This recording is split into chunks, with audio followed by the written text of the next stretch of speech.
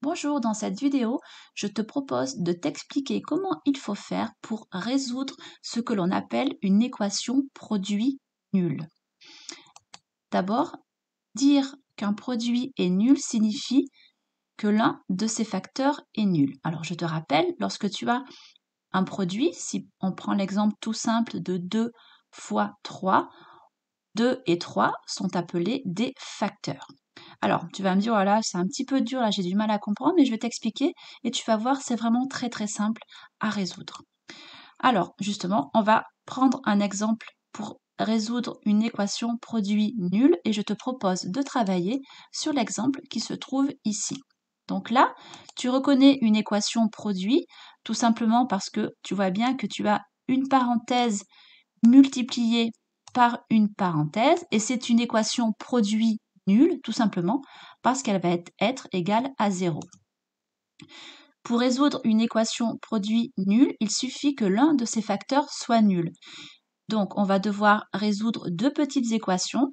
La première, ce sera 4x plus 2 égale à 0. La deuxième, 3 moins x égale à 0. Il y aura donc deux possibilités, donc deux valeurs de x qui vont permettre de résoudre cette équation. Donc voici ce que cela va te donner. Première possibilité, 4x plus 2 égale à 0. Deuxième possibilité, 3 moins x égale à 0.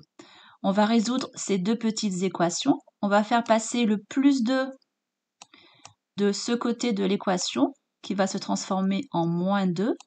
Et on va faire passer le 3 de l'autre côté de l'équation qui va se transformer en moins 3. L'étape d'après, on va pouvoir écrire de ce côté que 4x est égal à moins 2 et ici, moins x égale à moins 3.